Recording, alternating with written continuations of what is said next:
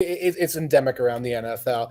And welcome, everyone, to the Football Outsiders Draft live stream here on April 5th, 2022. I'm your host every Tuesday, Mike Tanier, along with my co-host, Derrik Klassen. How you doing, Derrik? Not so bad. I mean, we're what, 3 weeks away now? Something like that, 4 weeks away, I guess. So, I mean, we're getting there. We're on the home stretch. Feels Only good. 278 days left till the draft, or that's how it usually feels when you hit early April. Also joining us this week is former NFL scout. You've seen him on the Big Ten Network. You've seen him elsewhere. Russ, Lande, how you doing? I'm doing great. Thanks for having me on. I always love to talk football, so it's fun. You're part of the wine bar path to this podcast. Just about everyone who was in that wine bar on that particular night at the scouting combine has now been on the podcast.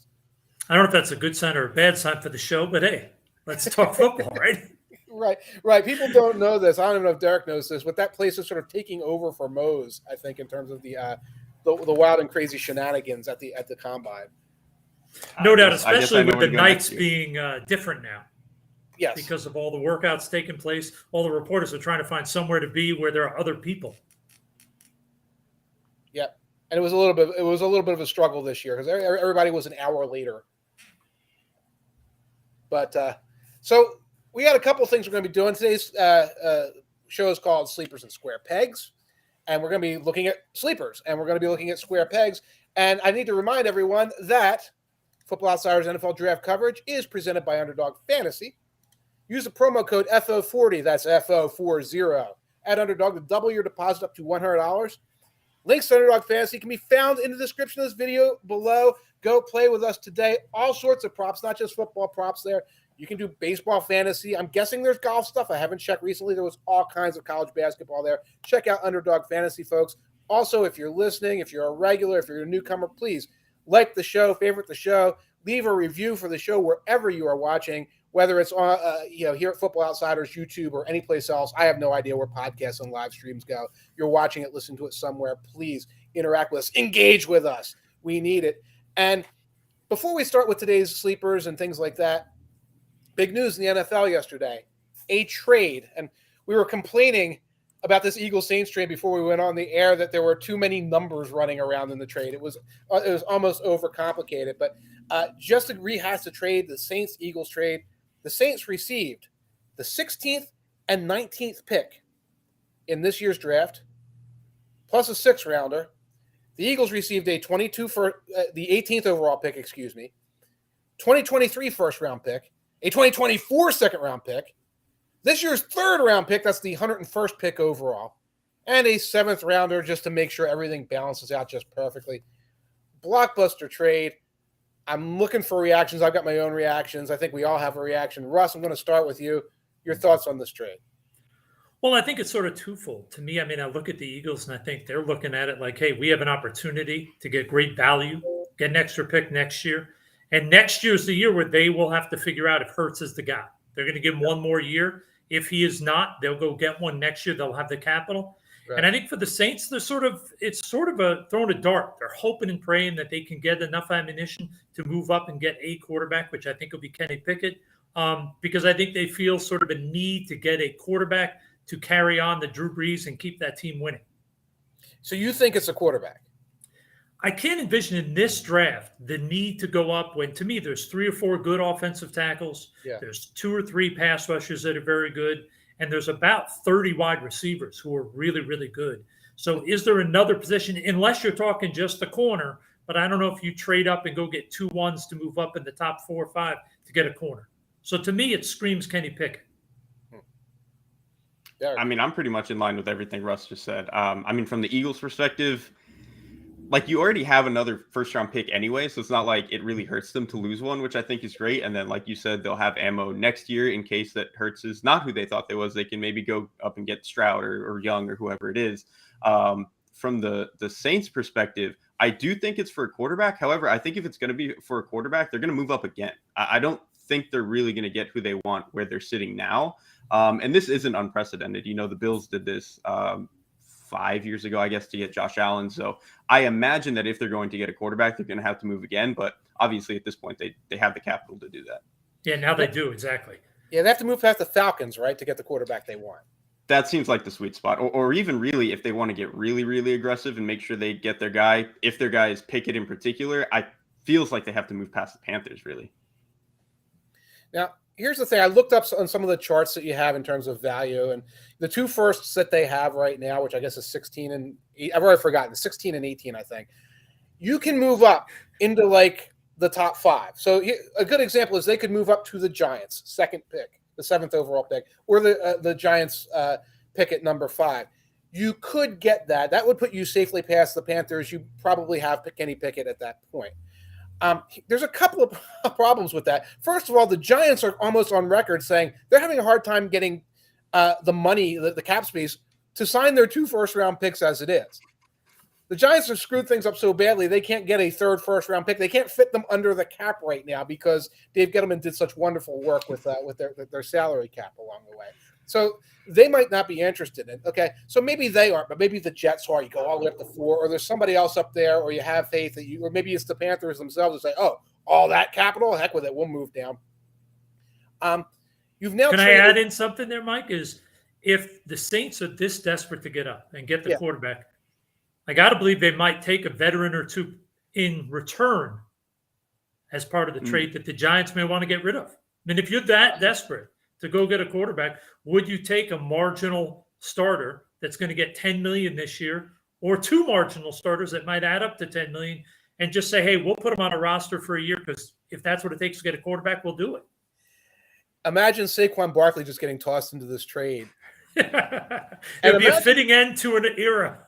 And the Saints taking on another contract at this point just to broker the deal. And they've cleared enough cap space this year that they can like throw another contract into it. But now your problem is you've traded 3 first-round picks. You've traded 3 first-round picks for either Kenny Pickett, or I'm still not sold as Pickett. I have a feeling that they want to get up there and they want to get an Evan Neal or a Nicky Ekwonu or somebody like that. They want to fix their left tackle situation for the next decade. Is there anybody at the top of that class that you say, I'm going to trade 3 first-round picks for? Ooh, that's a hard. I mean, I like the tackles that you're talking about, and I love the corner for 3 first-round picks for an unknown. That's a hard sell. If I'm the head coach and GM having that discussion, that's a hard sell for me to say I'm ready to mortgage that to go get one guy. Yeah. And right now they've moved up to get Trevor Penning. That's like, I look at this and like those tackles are off the board. So all they did was leapfrog the Chargers right now. It's not a wide receiver because you need the Eagles number 15 to guarantee they don't just block you on their wide receiver. So you don't do that. So that's all they've done right now. I got to take a couple questions here. Patrick Seeley says, I hope the Pats get John Mechie in the 2nd round because Mack and Mechie played together. We're doing some Patriots mocks, so stay tuned, Patrick. Is Mechie going to be there, I guess, is the first question in the 2nd round? I would probably think so, just because there's like a billion receivers, and it feels like to me that he's not that he's bad, but it seems like he doesn't have quite the same hype that a lot of these other guys have, like in that range, Sky Moore or George Pickens at the end of the 1st or whatever. So I would have to imagine Mechie is more likely to be there than not. And I think a lot of it also comes down to the cleanliness of the knee. I mean, he's had the surgery. Yeah. Are they looking at it saying it's clean and he will be back and it's not going to be a future issue? Or have they seen future issues to where they're saying, hey, this is a guy we're not going to consider till the 3rd or 4th? Right. And Patrick Seeley also adds, he loves this draft. These quarterbacks are going to be overdrafted and if you compare them to a Heisman Award winner, Lamar getting drafted at 32. I think that's the case. I think no matter how we slice this, we're going to see Wilson and Pickett going sometime before the Saints go. And that we're probably going to see Ritter and some other guys going really early in this draft. I would love to be a team. I've been working on a mock draft. I'd love to be the Buffalo Bills anytime. But especially in this draft where you can sit there and filter feed at the bottom and say, needs are very esoteric to us. Just whatever awesome player falls to us, we can just take them and just put them on the roster. Well, this is where smart teams make their money, right? They don't start reaching. They trust their board, and the good players fall to them. I mean, I know perfect example, given they haven't been winning as much, but the Chargers just sort of sat back last year and got their number 1 tackle. He just fell to them. They didn't expect him to get there, but when he was there, it wasn't even a debate. So you just sort of hope that if you're not prioritizing positions that teams always go up and get, that you can get a really high-end player that you have ranked highly without having to use any capital to go get them. Kind of the opposite of what the Saints are doing right now. Yep, but it does show you. I mean, to me at least, it looks the new head coach, quarterback position unknown. Front office wants to make sure they get that quarterback so they can be solidified for the next 15 years. I think that's all they're hoping to do is if they get that quarterback, then they know they should be job security-wise good for the next decade. Yeah. And this is one thing I wanted to ask you while we had you on. You've been in NFL war rooms, draft war rooms. It's April 5th. Draft is only a few weeks away. What is actually happening? NFL personnel department draft rooms this time of year. Well, it varies a little because the pro days are still going. There's still a few that are going on. But in general, most teams are knee-deep in their final meetings. Some teams, those meetings will include the coaches, the scouts, the executives. Some teams, it's just the executives. But you're really trying to put your final touches on the board. Your board was 85, 90% done before the combine. Mm-hmm. Now you're adjusting it based on the interviews, the pro days. The medical people are coming in and saying, this guy's not going to be able to last. We need to move these 7 guys off the board, character information, all of those things. It's just fine tuning. And I think the other thing that people don't understand, and you guys, I'm sure know this, is the NFL draft board is not just a 1 to 300. Right. It's a vertical and horizontal draft board or steps, whatever you want to call it. Teams are trying to refine that. Make sure each step, they have their guys on the right step. And then on those steps, put them in the order that they believe those players would fit in their organization. So a lot of that's going on. And there's a lot of cross-checking, not film-wise, but getting on the phone character-wise. If you have debates on players or if you have medicals, you're either bringing them in if you're allowed to, or if you're past that 30 and you can't fit them, you're getting them to a local hospital and you're having your doctor go there and do the medical if need be, or a doctor you trust to make sure every bit of medical is done and complete, so you never take a kid that you don't know everything about. And on that, you talk about that horizontal draft board. It's almost like tier maker on the internet, right? And what's funny is years ago, I want to say it's about 10 or 12 years ago, there was actually an article, I think it was in the New York Times, where they broke down how good NFL teams are at breaking the players into tiers, yet how poor they are at ranking the players on those tiers. Right. And it really, those tiers, it does make it very valuable because it keeps you from making mistakes, from falling in love with players, and helps you as an organization get some clarity as to, hey, here's the 4 guys, here's the 7 guys, and sort of rank them based on a number of different factors. But you have to be really sure you have good scouts helping you build that board. Otherwise, your tiers are going to be all screwed up. Wow. That's the difference between what they do in the NFL and what we do in the media, where we pretty much have to rank the guys because that's it. You have to put the website together, and it's got to look a certain way. And if we put tiers out there, we would baffle. People's heads would explode. People's heads would explode. I think Football Outsiders people get it because they love spreadsheets, but other fans would be a little bit confused by it. What do NFL teams focus on that those of us in the media scouting world tend to completely ignore or overlook? Well, I think the intangibles is probably the biggest factor. Right. People talk about character, and I'll give you guys a great example. There's a kid that we all know, Jimmy Smith, I want to think is his name, plays for the Ravens, been in the league about 10 or 12 years. Okay. And this is a kid that when he came out, the media, and I'm not trying to knock the media, I'm just sort of showing the difference. There was a lot of discussion about this as a bad character kid and a number of different things like that, when in reality, NFL teams had done their homework, and everybody at Colorado raved about him as a young man. They just said the reality is he smokes pot. And that was a big part of, he had been suspended for a few games because of that. So the narrative became that he was a bad kid, whereas football character was very different. And I think intangibles proved to be the difference for the success and failure of most players in the NFL. And I don't think people, and rightfully so, they don't have access to the information. In the media, don't get all that information. They don't find out about learning issues, home issues, how he is with his teammates, issues that have come up within the locker room. And those things play an enormous part in a player's success or failure when they get to the next level. So that to me is the biggest difference between what the media can't really do because they don't get that access. Because even myself, and I have a lot of connections, there are things that I can't get. I'm working on something now, trying to get one piece of information, and it has been a chore, and I still haven't gotten it. So That's the biggest difference. The intangible side is brutal. The medical, intangible, all of that. Yeah, teams aren't exactly sharing the inside dirt that they went to get. No, exactly. And I mean, I get a lot of stuff on a lot of guys, but certain things are just hard. And in today's day and age, because of HIPAA, medical's even harder. Years ago, every team had everything there and they'd zip you a file. Now teams are very scared to do that because all the files they get are signed off on by HIPAA from the schools to give access to NFL people. Now, that stuff's not accessible just to anybody. It's signed off specifically to give access to NFL teams.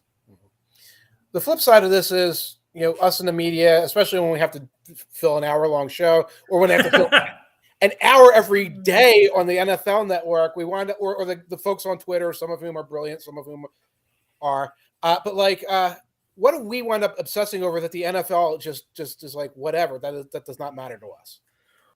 Well, I think statistics is a big thing. People get into all conference, all this, he put up this many yards. Right. Teams get very, very focused, and I don't think that the media, I think it's a lot harder for, like you talked about, you have to rank them for everybody. Right. Every team has different criteria because of the scheme they play, the things that they as an organization feel are important to their organization. Right. So most teams, if you took their top 100 picks or top 100 players on the board, they'd be dramatically different. Yeah. And the other thing is very few teams ever have more than 17 or 18 players with first-round grades. So you hope that your guy, one of your first-rounders, is still there if you're picking in the late 20s, 30s. Usually there will be, but it's not a guarantee because a lot of teams are very, very particular about giving first-round grades. You have to really be exceptional in so many categories. They'd rather slide down into the second round at that point and just grab a different guy on the tier. Yeah, exactly. Yep. I think until people sit through the meetings and see a board being built, and it's not to knock anybody, trust me, I understand completely. If you're not there, how would you know? Right. But when you see the boards being built and you hear about the arguments people are having in buildings over certain players, it becomes readily apparent why things are the way they are once you see the inside. But being on the outside, it's really tough. And I mean, just to give you an example, I mean, it's just like you think when you come off the road as a scout, you're like, oh, this guy's going to be a high guy. You get into your meetings, you present your player, you talk about this, and your coach is like, yeah, we met with him at the All-Star game. We talked with him. We just don't think he's going to mesh with our staff. And it's like, okay, all right. Well, and it's not to knock the decision either way, but as we all know in life, why would you bring somebody into your building that you already know coaches and staff-wise, just personality-wise, it's going to be a bad issue? Why wouldn't you try to address it and go get a player who's going to fit your culture? Right. That makes sense. And Patrick Sealing points out the senior role matters a lot, I think. And I think it does matter. Is that accurate? It does matter if you take it for what it is. Okay. Which is the interviews are unbelievably important. It's a great way to cross-check. Hey, we have all these players. These are the athletic grades we've given them. What do we see athletically on the field? If we see, say you saw the Sauce kid, say he had been there and you guys had 4s on him as a bad athlete, and he went out there and crushed it, you better go watch a film again and say, okay, what are we missing? Right. Whereas if the athletic grade you see matches up with what you see on the field, you feel better. You do have to be cautious, though, because for every player who goes there and crushes it and really excels, there are also guys who became good players, like Richard Sherman, who was demolished the week of the Senior Bowl. And that was because he was a one-year corner in college. Right. So he came there and he's going against polished, high-end guys, and they shoot him up and spit him out.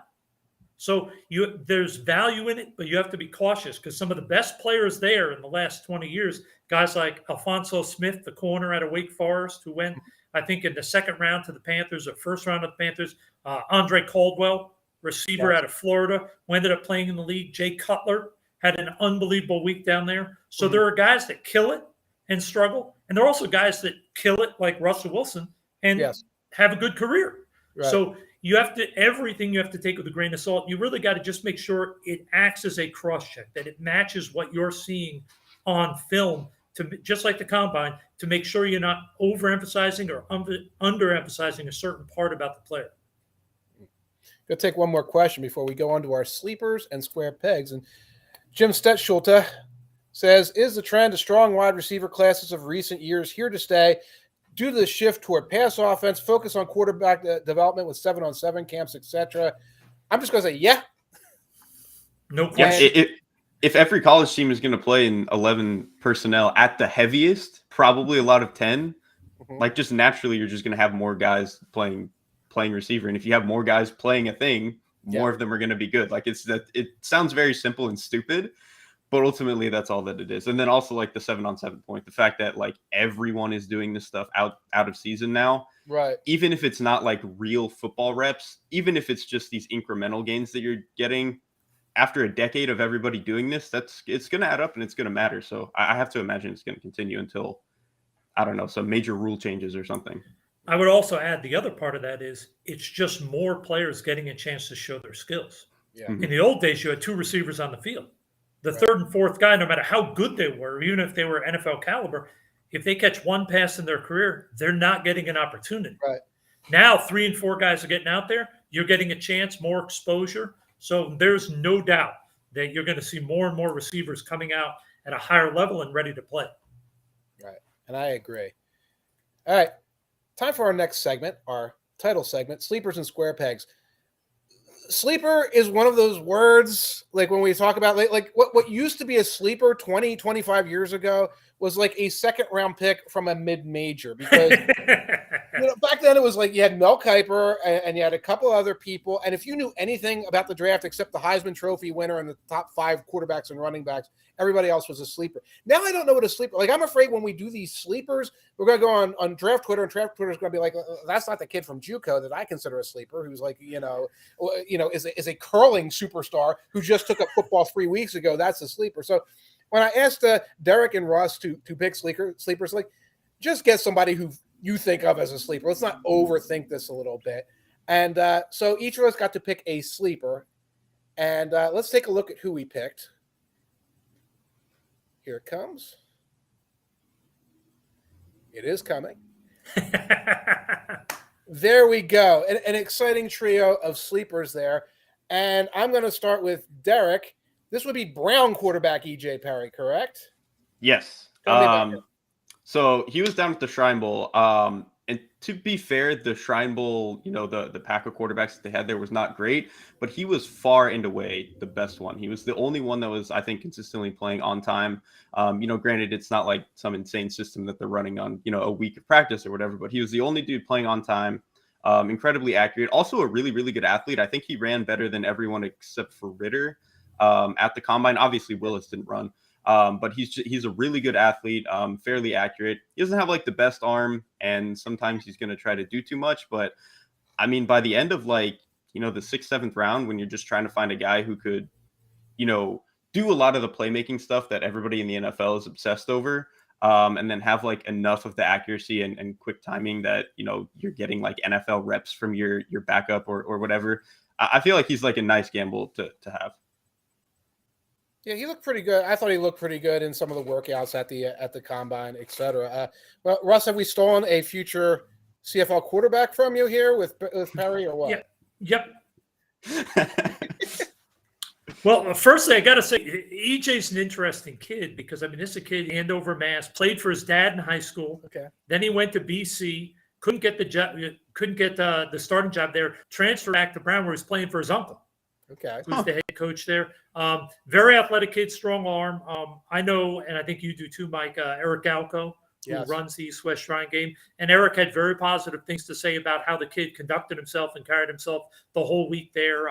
The kid, to me, stood out amongst the players there, not only at quarterback, but as one of the better overall players. I've heard a few NFL teams whisper that this could be a guy that surprises people or surprises the media at the top of the 4th round. Ooh, there's really teams that high?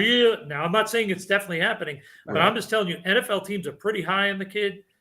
They like a lot of things about him. They are, obviously, the 8 under 9 hands is definitely an issue, but the kid's got a live arm. He's a hell of an athlete, smart kid, does a lot of things right. So we'll see. I think he's going to get drafted, and that means he'll be in the NFL for a while, but in the CFL, he'd be a rock star.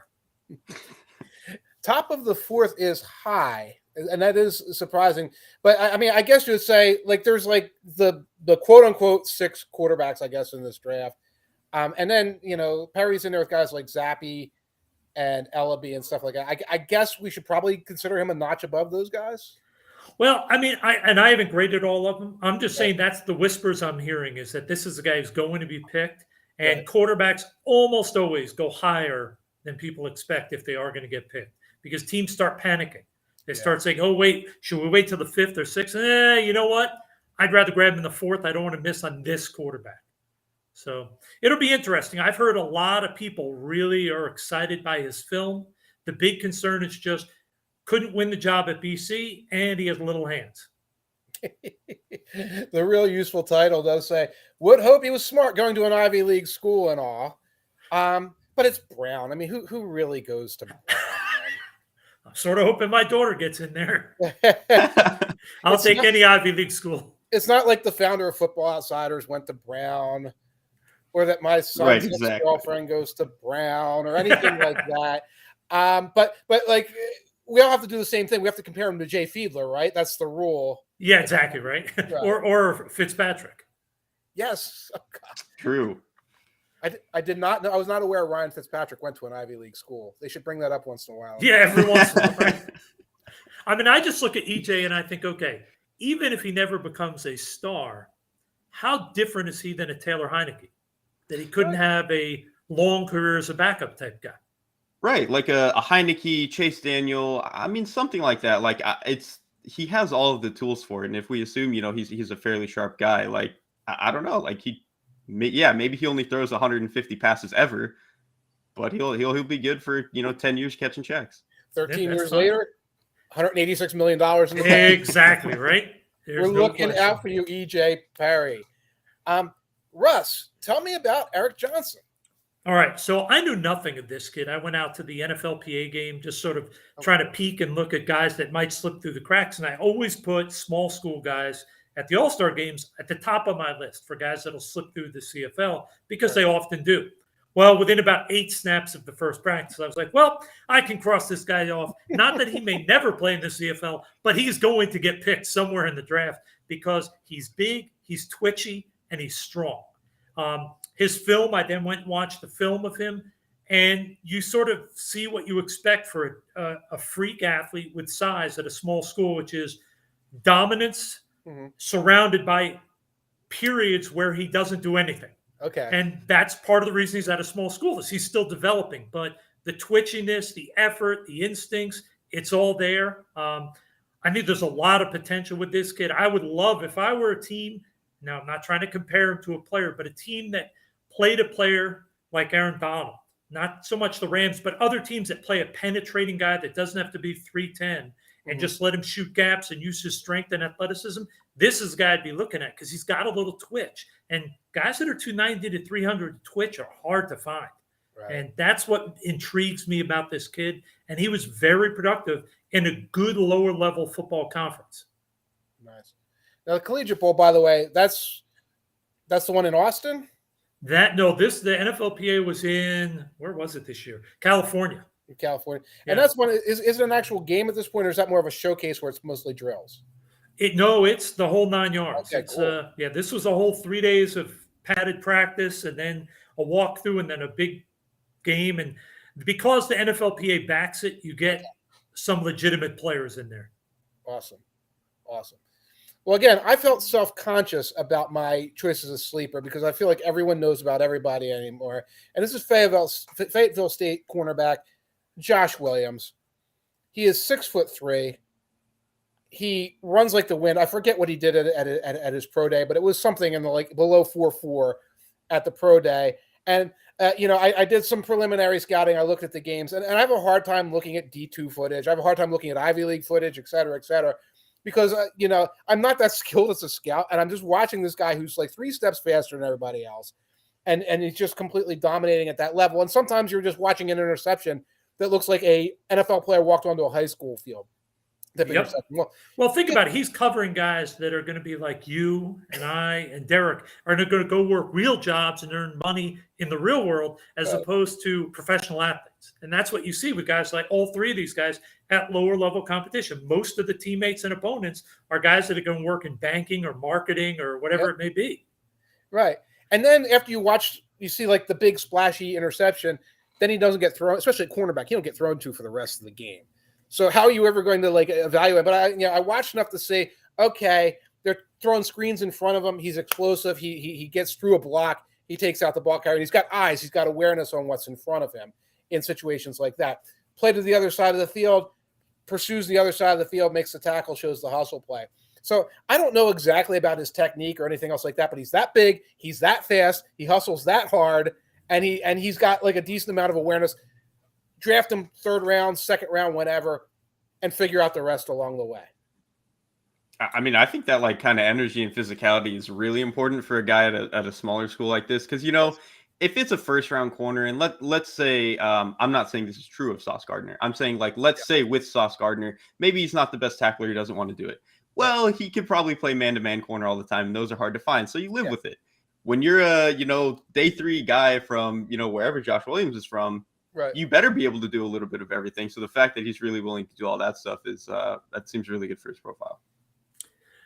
And, I think the thing that's interesting, and Mike, I hope I don't jump you here, but somebody just typed in about the having to dominate at the lower levels. Yes. I will tell you that is one of the big mistakes that people make, is believing that players that get to the NFL are always dominant at the lower levels. A lot of the time it's the traits. If you look at some of the guys, there was a tackle out of Hillsdale College who went in the 3rd round and then ended up playing about a decade in the NFL. For the life of me, I can't remember him. Played for, I think, the Cardinals for a long time, just retired a few years ago. He was not a great player at Hillsdale, but he was 6'7" with great feet, good athletic ability, and he was smart and competitive. He was just learning. And a lot of times those guys at the small schools are guys who develop late, and they got overlooked athletically because maybe they were too small coming out, whatever it may have been. So small school guys, and that's where your comment about it's hard to watch it. It is hard to watch small school players because if you don't see them live, it's hard to get the twitch. It's hard to get a feel for all those physical components because they're dominating nobodies. Even when they're not dominant players, they're just dominant athletically. Right. So, small school scouting is a bear. And I'll tell you, if you're 6 foot and you can run and you're a good athlete, I don't care where you're playing, you're going to get a shot in the NFL because there ain't enough humans on the planet who fit that mold. and the trick is you wind up getting a false read too when these guys dominate. And like a lot of times it's sort of the tight end, like it's the 6'6" tight end from the D2 school, and you watch them, and the guy covering him is like 5'11", and he's a future physical education instructor, and it's like, oh, he went up and he got the ball and he ran 60 yards for a touchdown. I was like, I've got no concept if that's really a read of anything along the way. It looks like high school film almost. Yeah, exactly. Kyle Dugar, who's turned into a pretty good ball player for the Patriots, obviously. When I watched his film, it was like you were watching like dogs running around in yards in the background of the film, and like the soccer teams warming up in the end zone. Like this is such a small school, and so you're seeing this guy, and again they're not throwing anywhere near his side of the field and everything. So you're seeing this athlete running around. It's like, well, for every athlete that can do that at that level and becomes this guy, there's probably 4 or 5 or 6 guys where, if I'm looking, I'm like, oh yeah, give him an NFL shot. And, he's just he's just bigger than everybody else, Yep. And that's what makes the small school scouting so hard is there's a lot of dominant athletes playing against not nobodies, but players that aren't going to be professional athletes, and trying to figure out the ones that can and the ones that can't. That's the hardest part. Now, I also asked Derrik and Russ and myself to pick a square peg, and I didn't explain what a square peg was. Just sort of like an oddball, someone who doesn't fit the mold, whatever it is. Just because we get some diversity of opinions here. And so we all picked, and we went all over the board, I think, here with the square pegs, which is going to be very, very interesting. So let's take a look at these now. And I'm going to start with Russ. I believe you went way up to the top of the square. I did, and it's not so much to knock Malik Willis. I think physically, I don't think anybody doubts that athletically, arm strength-wise, there's a lot there. But I just keep hearing Saints. And to me, you couldn't find a more square peg in a round hole. Just looking at, forget Drew Brees. Yes, Drew's a Hall of Famer. We know what he was. He was a pocket passer with a quick release and all that. But even the fact that right now they're saying Jameis is the guy. Well, Jameis is not an athletic guy who's going to make plays with his feet. Jameis is a pocket passer with a big arm who hits all the throws. Well, Malik, to me, is a guy with a big arm who's a tremendous athlete, but he's not a pocket guy yet. he's a developmental pocket guy because there's a lot of potential there. And he's supposedly, from what I've been able to gather from people I know, is great kid, hard worker, understands football, all that. Well, to me, it's a little bit of a square peg in a round hole because unless I'm crazy, the Saints are not drafting a quarterback this year in the first round if they trade up so that he can sit for the next 3 years. They're hoping this year or next year he's the guy. And I look at him and that system, and I think it doesn't make a lot of sense, and it definitely doesn't make a lot of sense this year or next year. To me, he's going to need time to work into being that more traditional pocket passer. I think he's more of a guy that on the move has a little bit more Josh Allen than he does traditional sort of pocket passer traits. And I guess one thing, we were talking about this last week, Derek, he's like the super tools traits guys, and yet he's like 6'1". So he's not necessarily like all the tools and traits you would expect. That's kind of the trickiest part to me, is that like I understand, especially now with the way that the NFL has moved the past 3-4 years, like teams like re-obsessing the idea of tools and stuff, especially athletically. But you look at, Josh Allen was obviously the big example, super incomplete player coming out of Wyoming. Right. But he was also built like Cam Newton. And so like when you're built like a monster, you kind of get like, okay, this guy's very clearly different than everybody else. There's like 5 people who look like this that can throw the ball. Malik Willis, he just doesn't have the height, and I think that's going to be a big issue. I mean, for as much as, we've seen Drew Brees kind of overcome height, Russell Wilson, like it's just really hard to do. And ultimately, even like Russell Wilson doesn't throw the middle of the field very well because he doesn't see it very well. He's obviously incredible at like a billion other things, so it doesn't matter for him. But that's like what you have to bank on with Willis. And to Russ's point, that's kind of a square peg. There's not a lot of dudes who have found success playing that kind of football. Right.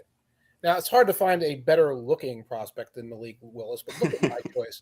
Look at Zander Horvath. Look at that guy. He'd give Jimmy Garoppolo a run for his money with that square jaw. And Zander Horvath, Purdue, running back, he's a square peg. I don't have him high on my draft board. He would be like a 6th, 7th round pick. He's kind of a fullback, running back tweener. I mean, he plays mostly a running back position at Purdue, but he is a giant shoulder pads, square to the line of scrimmage, take ball, smush it down their throat, old school, Big Ten, 1985 kind of running back. And at the pro day for Purdue, I believe it was last week, he bench pressed, I think it was 31 reps. He bench pressed so as well as an offensive lineman generally bench presses at the scouting combine. And I look at him, and the first thing I say is there's no place for you, Zander, in today's NFL because we don't use that kind of running back anymore, et cetera. And then I see 2 things. One is, the Shanahan school, they do use fullbacks. And Zander can catch. He can do some of those things. The other thing is, and I don't want to butcher his first name, is it Samaje Perine of the Bengals? Sounds correct. Yeah. This was a guy who came out of Oklahoma as sort of this giant, straight-ahead, no-nonsense thumper of a running back, and he has carved out a niche. It was pretty productive for the Bengals this year as, the thunderback, the coming off the bench and be that guy. You can catch a little bit, you can block it on 3rd down, so you have like a diverse role, and you can go out and help a really good team as like the number 2 guy or the number 3 guy in a committee. And that's something I'm looking at when I look at Horvath's overall profile and his film. He could be as a late round pick. I mean, I think that's really interesting just off of the fact that, like, honestly, it seems to me like teams, even outside of the Shanahan tree, are like sort of dabbling in a little bit more 2-back stuff. And I think if you have this guy who's like sort of a hybrid fullback running back, that's like perfect if you want to start dabbling in some of that stuff, especially too, I haven't seen him, but like, especially if he can pass protect, I mean, you might have like a weird, nice little player that can do some stuff for you. Right. And Todd Singer, I did not pick Horvath just for you. I did not. And I will say those guys nowadays can be helpful. I mean, a guy that can lead block on an occasion, can motion block, and can be productive carrying the ball and catching the ball. There's value in your backup 3rd guy. Right. And teams are using like the backup tight end or the number 3 tight end for that a lot. Why when you can use somebody who's more of a ball handler in that position? No, but that's exactly it. Hopefully teams will start reverting and finding those guys and using them more. I agree. Now, tell me about Iowa State. You put air quotes on it on our notes. Linebacker. I hope that's not too derogatory. Tell me about linebacker Mike Wade. So the problem is it's almost not really with him. It's more just like the way that Iowa State's defense functions. So Mike Rose, he's like 6'4", which honestly to me is like a little weird for a linebacker in the modern era. I think back, 20, 30 years ago when guys were playing a lot bigger, it made more sense. But I think guys just need to run now, and I think he doesn't quite have that. But I think what's weird about his projection is that at Iowa State, he was almost playing like a nickel in a lot of this in a lot of cases. Like he was like way outside the tackles, basically splitting the difference between whoever the slot was and whoever the tackle was, which really is not like where you're going to be playing every down as a linebacker. So it just makes his projection incredibly murky. He really doesn't have that many snaps as like a stack linebacker that you would play traditionally in the NFL. And so I think it just makes like it makes his projection almost entirely on traits. Mm-hmm. And then he's this guy who's like probably oversized for the current, what teams are looking for out of a linebacker, and also isn't the greatest runner. So he's just like this super weird amalgamation of skill set and projection. So he does some nice things, but it's just like such a bizarre player to me. It almost sounds like a guy that was a fit 15 years ago. Yeah, but does he have a home now? Exactly. I would almost be more interested to see if you could like put him on the ball as like a Sam or something. It's like he's fairly physical and just like he's just like I said, very bizarre player. One of the things that really I struggle with now when I watch some of these guys is he's the positionless defender in college where you see him on the edge for a while and then suddenly he's covering man in the slot, and he's not good at it. Well, so that's what makes it weird. Like he is like effectively playing the same position that JOK was playing at Notre Dame. Okay. But it makes sense when you're JOK, when you're like almost slot corner sized and you're basically playing slot. You're like, okay, that makes sense. Mike Rose is built like a 2005 linebacker, but he's basically playing in the slot. It's like, okay, this doesn't make sense in my brain. It worked for Iowa State. I don't know if it's going to work, for if the Panthers draft him or whatever. Right. I will add. Now, given it's not 100% ever, but the history over the last, say, 25 years of players that now like I said, I haven't looked at this kid, so maybe he is strictly an off-the-ball linebacker, but guys that get moved in a bunch of different spots and line up 30% at one, 30 at another, 15 here, 15 there, a huge failure rate. Yeah. Because they come into the league and you're constantly trying to find a fit. And the Isaiah Simmons kid may be the most recent example of a guy that they're still trying to figure out where he fits. And it's not that he's not athletic or instinctive or work hard enough. They just can't seem to figure out where does he fit best to get him to be really productive. And Draft Twitter loves those guys. Oh, 100%, because they can be used everywhere. Yeah. They're a Swiss Army knife. Well, it's a Swiss Army knife. You can use them everywhere, and you're watching them, and it's like they can cover the slowest, ACC slot receiver tight end if they have to. They can get a sack unblocked. Again, this is not Mike Rose we're talking about. We're talking about like a style of player here. Yeah, they can get a sack if they're unblocked coming off the edge, etc. It's like they're probably not a Swiss Army knife at this point. They're probably a guy that was one of the better guys at their program, but they're going to have to come to the NFL and do something specific well. Exactly. In the NFL, we're not looking for guys that are adequate. Mm-hmm. We're not looking for guys that are okay in a lot of areas. We're looking at guys that are athletic enough to play and make impact plays. There aren't that many humans on the planet who can influence an NFL game. Right. So to find guys that are just okay, to me, I don't know. Now, not like I said, I haven't seen this kid, but it doesn't scream out this guy's going to be a long-term player in the NFL, unless he's a hell of a teams guy. And the last thing I would add is like, I honestly feel like it makes more sense to try to find Swiss Army knights on offense because you get to dictate what you're doing. So like it makes more sense that way where you get to dictate exactly how this guy is being used, all that stuff. On defense, you obviously like have some degree of dictation, but like ultimately you're responding to what the offense is doing. So it's a little trickier to like use these Swiss Army knife types. Oh, especially because on defense, it's reactionary. So it's instincts, whereas a guy could be a Swiss Army knife on offense, have no instincts, and you just put him in position, throw him the ball, and you don't have to worry about all that other stuff. Right. Exactly. He's not gonna be put in a bind as he put a zone right to the zone. He's like, where's the ball going? Exactly. So those are our square pegs. Now there was a person I thought somebody was going to pick for a square peg. Fortunately, they're going to come up in our mock draft. I took a peek at our mock drafts, and today our next segment is Fix the Franchise. And every week we take a team and we try to do a 3-round mock draft for them to repair that team. And in the past, we've done teams with multiple picks. Didn't have the time this week to whip one up for the New Orleans Saints here because that happened a little quickly. This week's team are, that's right, the eternal champions, the mighty New England Patriots. Yes, the Patriots might need a little fixing here, folks, because the Patriots still have a lot of needs, okay? And I listed a couple of them that I think still apply for the team. Wide receiver, I know they traded for Devontae Parker, the all-time greatest minicamp receiver in Miami Dolphins history. He's now proudly a member of the New England Patriots. Probably still have a need there. They got a need at linebacker where they're aging, and some guys have been swapped out. Lost some pieces at guard, most notably Shaq Mason over the offseason, and lost some pieces at cornerback in the offseason. J.C. Jackson is gone. Malcolm Butler is back, but that's not necessarily a plus. Oh, Patrick has a question. Can Russ say if Drew Desjardins is a good pickup?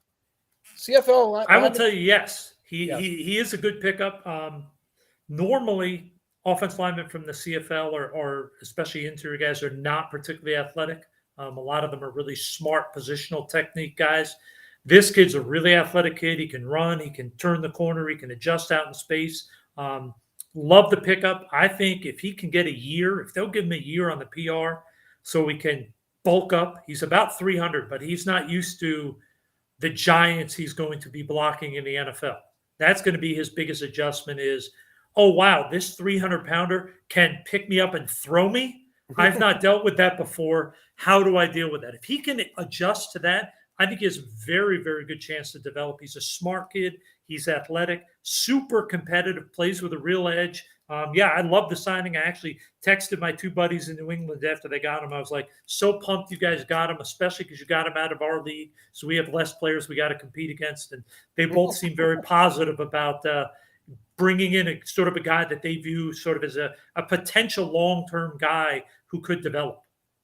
Right. Bill Belichick is still doing it. He's still getting guys from the CFL, the lacrosse fields, etc. The guy's amazing. People can say what they want. I know they had a down year in terms of whatever may be going on, but I don't care what you say. 6 Super Bowls. Yeah. I don't know how many years, 17 of the last 18 with double-digit wins that never has been done before. I mean, there's some pretty amazing stuff going on there. It's to spend a day there, I could probably learn more than I have in the last decade of football. Amazing. And we're glad you did that so no one will accuse us of disrespecting the Patriots' legacy by suggesting they have any needs whatsoever in the draft. But we each picked a 3-round mock draft, and we'll start with Russ's. We'll start with Russ's mock draft here. And let's take a look at who you selected. And I like this. There's a couple guys right at the beginning, including one of the guys I think of as a square peg in Troy Anderson. Well, tell me first about Travis Jones. Well, I'm going to disappoint you a little bit because I actually had a different name I sent over. So I think really? They might have accidentally typed in the wrong guy. I had the Tyler Linderbaum, who's from Iowa, and he's an offensive lineman. But that's all right. In terms of what I think they need, you mentioned the guard. They brought in the kid from the CFL because they're looking. David Andrews has been there forever. Linderbaum is an athletic, powerful kid. Not only is he that, but he plays at Iowa, and one of the strongest connections in the whole football world is between Belichick and Iowa and Belichick and Alabama. He and Coach Ferentz are close. There's a bond there. They carry a very similar culture belief. I think this kid would be a great guy. Whether he starts as a rookie, I can't say, but I think by year 2, he will be able to challenge for starting at guard, or if Andrews calls it a career, he could take over at center.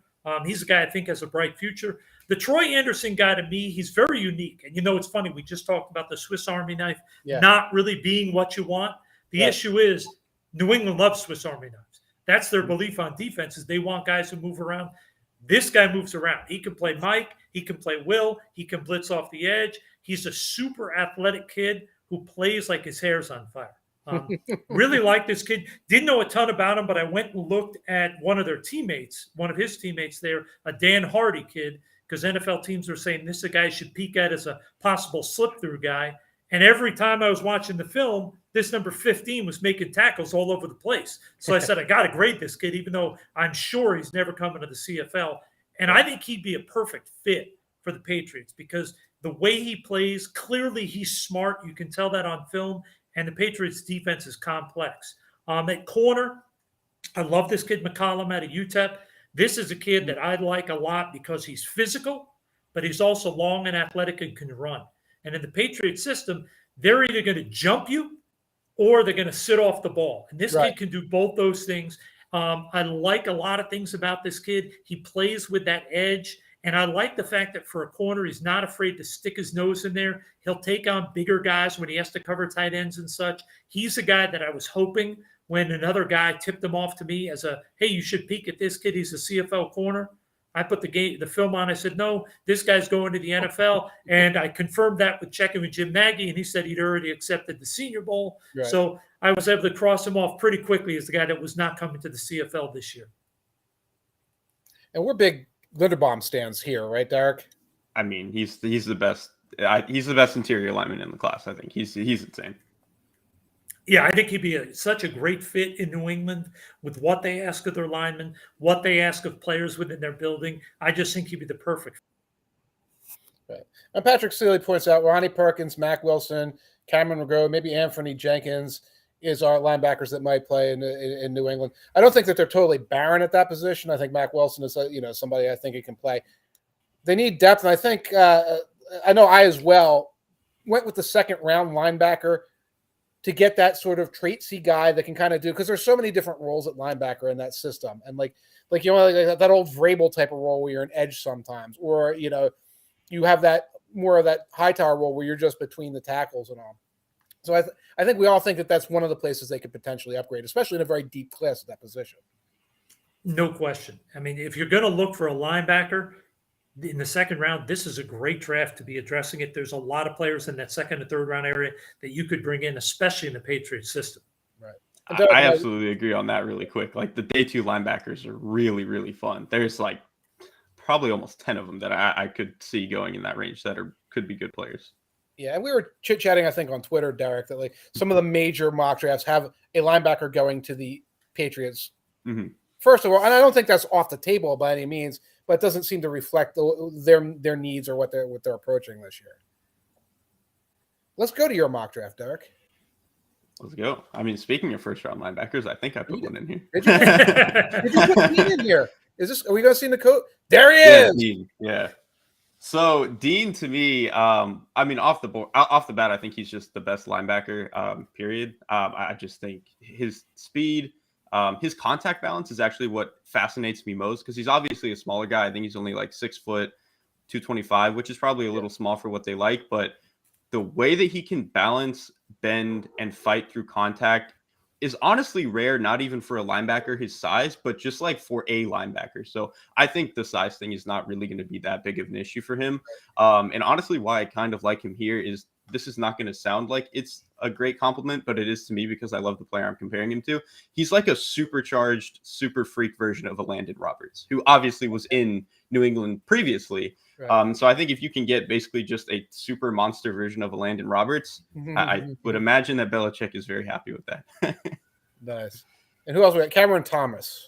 Yeah, Cameron Thomas, kind of a weird player to me. But again, that's what the Patriots like. He's one of those guys who is like kind of an edge player, kind of can kick inside to like 4 and 3 tech and stuff like that. I mean, he did it all in college. He played basically everything for San Diego State at a certain point in his career. So I think he has like decent bend for his size. I think he's just like a really smart, quick player. And I think for a front that likes to move some of their guys around a lot and a team that needs some sort of, I mean, truthfully, both edge and defensive line help, I think he could be a guy who like maybe they want to see, fit both of those holes.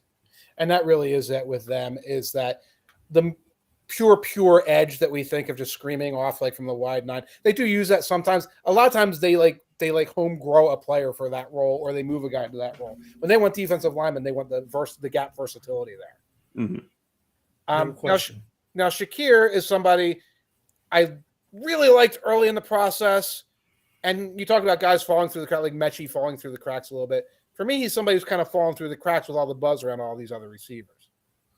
Yeah, I mean, and that was kind of just the thing. Like at this point, I don't know if he's necessarily the best fit for what they need. I mean, I think they need like a true speedster, If Jameson Williams was there at 21 in the first round, like I think they should consider that. I think they need somebody who opens up the offense. But ultimately, I think he is, I ran one of those mock draft simulations or whatever, and I think Shakir is just way better than pick 85. And so the fact that he was there, I think it was just at a certain point, they need receiver talent. He was the best on the board. Take the swing and see what happens. He was kind of a little bit of a slash player, right? He was another guy who wound up at Wildcat and things like that, right? Mm-hmm, exactly. I mean, he's a really good athlete, and I think he's a really smart player. I think he almost in some ways is probably going to have some overlap with Jacoby Myers. I think he's more athletic than that, but they would probably fill like similar-ish roles, which might be weird. But again, I think he's just better than this pick. And after a certain point, they need to just take receiver talent. Right. I agree, although I did not mock a wide receiver to the Patriots. But this my mock draft's going to look like an amalgam a little bit of your mock drafts for the Patriots because, like you, Derrik, I was thinking in terms of sort of that multi-purpose defensive lineman, and like you, I was thinking about Georgia for whatever reason. But my mock draft starts out with Devontae Wyatt. Okay, Devontae Wyatt obviously needs no introduction. It's another one of those questions like, will he be there at this pick? When they pick, but again, you reach this point where like the entire defensive line of Georgia can't all be picked in the first 6 picks, even though it seems like they might do that. And he's the guy I think of as a 3-tech. Okay, but could he play the end with somebody overhanging on the outside? Yeah, he can. Can he move into the 1 from time to time? Yeah. Is this the kind of player they've had a lot of success with in the past? Absolutely. Going to skip to the end. You can see my Joshua Williams, my guy there. Russ, you were talking about how they use their cornerbacks. You're either off the ball, you're either Otis My Man Smith and you're way back in coverage, or you're in a press. Joshua Williams at 6'3" could wind up the guy in the press, but if he's pressed into service as a young player coming out of Fayetteville State, he might be the guy. Step back, watch, don't let anybody pass you, and then if someone's coming in front of you, go get him. I think he can play that role, and he's going to be a value there. And Chad Muma, this is like the Chad Muma fan cast. Dude, I love him, man. I love Chad Muma. Dude, he's just, I know this is your mock draft, but I love Chad Muma. Just his energy is incredible, insanely smart player, takes on blocks fairly well. Like it's a hot take, but it would not surprise me if he ends up like the best linebacker in the class. I would still take a couple of guys over him, but like there's a world where he's the best and it wouldn't surprise me that much. He's to me one of the more intriguing linebackers. There just aren't many guys with the versatility and athletic ability. This guy can make plays at 400 miles an hour. He explodes to the ball. I like a lot of the things that this kid does. He reminds me a little bit of the kid from Iowa years ago, Chad Greenway, and that he can be versatile in every aspect that is used. Right. And Patrick Sealy raises, I think, an accurate point here. The Patriots need cornerbacks. There's no question there. And they don't necessarily need defensive linemen. Barmore and Godchaux are very, very good players. A couple things happen. Like I go to the mock draft simulators, and the top 2 or 3 cornerbacks come off the board in the first round. Like there's no way Stingley and Sauce are there. A couple of the other kids, the kid from Clemson's usually off the board by then. So that's one of the things that impacts it. The other thing I try to work with when I'm drafting for the Patriots is sort of their draft history. They pick defensive linemen. So like I'm like I don't want to put a wide receiver in there, even though that's a need because it's a meme. First of all, they don't take a lot of wide receivers. Secondly, the poor wide receiver they take winds up stinking. And secondly, they're a little like the Steelers in that they really still believe the trenches. Yes. So D-line is always an area they look at. And honestly, like we know Belichick, he loves to game his fronts in very particular ways against certain teams. So like he might roll out an entirely different lineup against one team, 1 week and then a different one the next week. And I think a guy like Wyatt, like you were mentioning, Mike, probably his home is 3-tech. Like you can play him at 4 or 5. You can play him at 1. You can play him at 0. Like you can play him literally wherever. So I think a guy like that, Belichick's going to love. And then like, I think Barmore's fantastic. Godchaux is like a fine starter, but I would not be surprised if they're trying to upgrade over him, especially like if you at that point, if Wyatt comes in and starts and, Godchaux becomes more of like a rotational guy, you like heavily index for rundowns. I almost think that makes their front as a whole a lot better.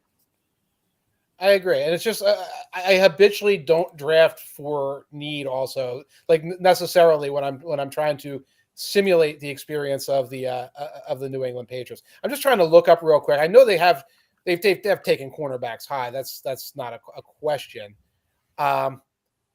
But I haven't seen a first-round cornerback in a while. Anyway, it's something they absolutely could do this year, and this is a deep class of cornerback, right, guys? Yes, no doubt. Right. Anyway, we have solved the world's problems. We have fixed the New England Patriots by adding a bunch of defensive players. And I think it's about time to wrap up here. It is 2:00. Russ, where can folks find you? Generally traveling around the country trying to find football players. At Russ Lande on Twitter. Yes. But other than that, just check out Twitter. That's really where all I do my social media, because I'm so busy watching film and trying to make sure I find some good players to make my bosses happy. But that's pretty much my life. That's right. You are in a war room, so you can't necessarily come out too often. No, that's right. I'm always trying to look at the best NFL draft prospects, just so I can look at their teammates and see which ones might slip through the cracks. And that's the thing, the theme of this. When all the rest of us are saying, yes, he's draftable, you're stuck saying, oh, no, he's draftable. Yes, exactly. Yes. When I found a player this year, a quarterback, and I was like, oh, I really like this kid. I think he's got a chance. And I asked some NFL people, and they were like, oh, yeah. He's getting drafted. And I was like, dadgummit, thought I found a kid that nobody knew about. So. And you can't even say it here because next thing you know. I've got a few guys I found this year that nobody knows about that I'm hoping to sneak up to Canada. But this one guy now, teams already know about him, unfortunately. From your lips to Arthur Smith's ears. And Derrik, what's coming up on Football Outsiders? Yeah, so this week, probably tomorrow will be the draft room. I'm doing Kenny Pickett this week. Sneak preview is that he is both the best and the worst quarterback in the class to me, and it's just we'll see which part of the spectrum he turns out on. And anyone who has followed at QB Class KLASS on Twitter knows Derrik has been on a journey. Several days on Twitter with Kenny Pickett, and you can go look and you can check the thread out there and probably get a hint of where he's going. But then you have to come to Football Outsiders and get the real information of where he finally landed in this journey. Don't forget, everybody, that all of Football Outsiders NFL draft coverage, including my 3-round mock draft, which I believe is coming Monday if there are no more trades, all of our draft coverage is presented by Underdog Fantasy, and you can use the promo code FO40, that's FO40, at Underdog to double your deposit up to $100. Links to Underdog Fantasy can be found in the description of this video below. So come play with us about NFL stuff, NBA stuff. I'm going to check because I think there's some master stuff for the end of the week. Come check in and hang out with us at Underdog Fantasy. For Russ Lande, for Derrik Klassen, I'm Mike Tanier, for Football Outsiders and Edge Sports. Take care, everybody. I'll see you on Thursday, and we'll see you next